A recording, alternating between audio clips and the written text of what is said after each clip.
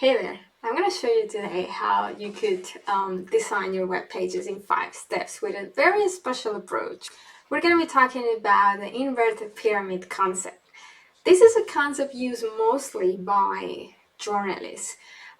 It basically says that you have to start all your articles with the newsworthy content and then drill down to the less important, or let's say supporting content.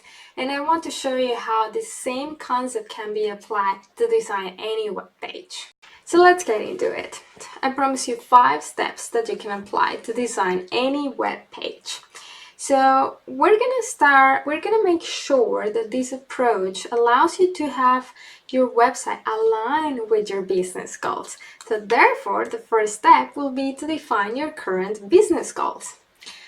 We all have a big picture goal, and we might have in our minds the idea of create a successful online business or a successful online presence to build our business in order to provide for our family, replace our current 9-to-5 job, or any other big picture goal that you have. Now, when I talk about current business goals, I'm talking about the short-term goals, and these are the ones we're going to be using here. So it is very important that you define what are the goals that you need to focus on during the next, let's say, 2 months. What are you wanting to achieve with your website during the next 2-3 months, let's say. So those short-term goals are the ones that are going to be very important for this process. So clarity is key in this step. The next step will be, when you have defined those goals, is to prioritize those goals. So let's say that you have chosen to have as current business goals to increase the readership of your website and at the same time attract subscribers to your email list. So you're focusing on this at the moment. Now, we need to prioritize those goals.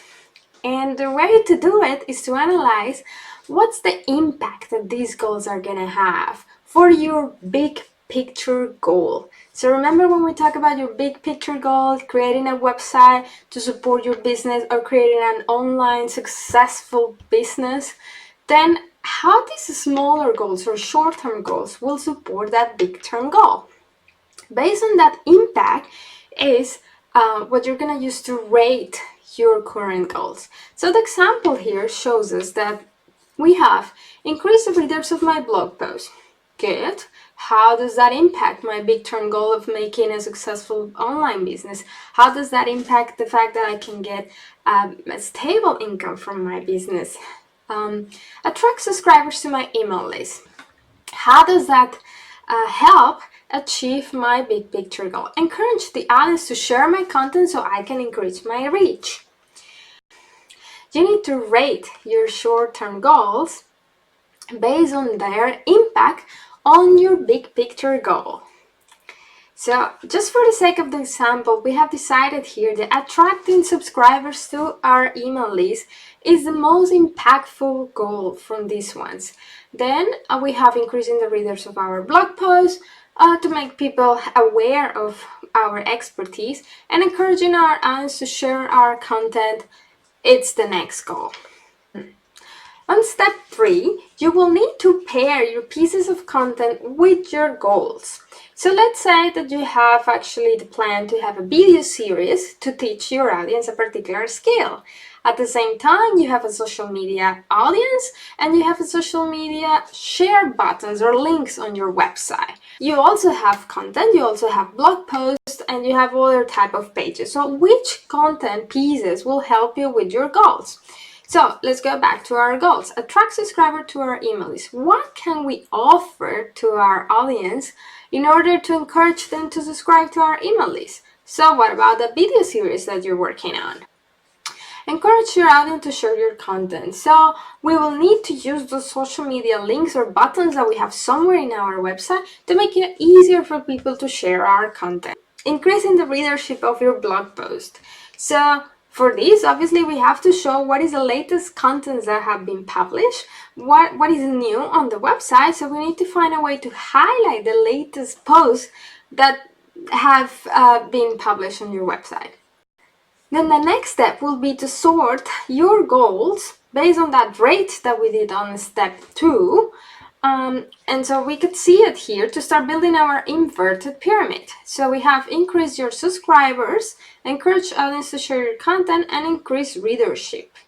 So now, matching those 3 and matching that order with the content pieces is what's going to help us to then draft our website layout. And this is where we are. So the most important content piece that we have at the moment will be the one that matches increasing our subscribers. And as we talked before, this will be possibly the video series or that piece of content that you're offering your audience to encourage them to subscribe to your email list.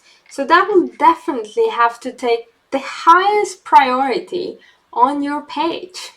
This is the main focus point of your page at this point in time, because your current goal is that one, is to increase the subscribers to your email list. Therefore, the biggest priority on that page will be the content piece that allows us to do that.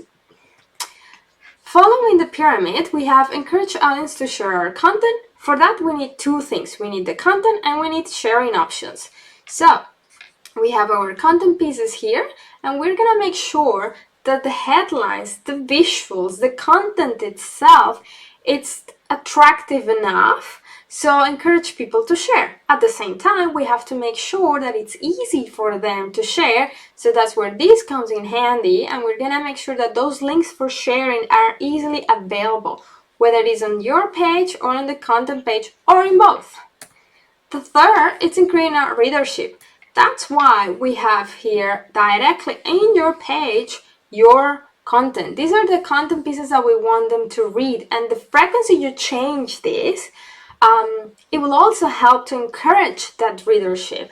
So if they see that this content is changing constantly, they will be more willing to come back, to share your content, to subscribe to your email list. These already give you an idea of what you need to put on your page. Now, this simple process can be applied to absolutely any page that you have. You just need to be clear on your goals and the pieces of content that support that goal. I have a nice quote here. Digital design is like painting, except the paint never dries.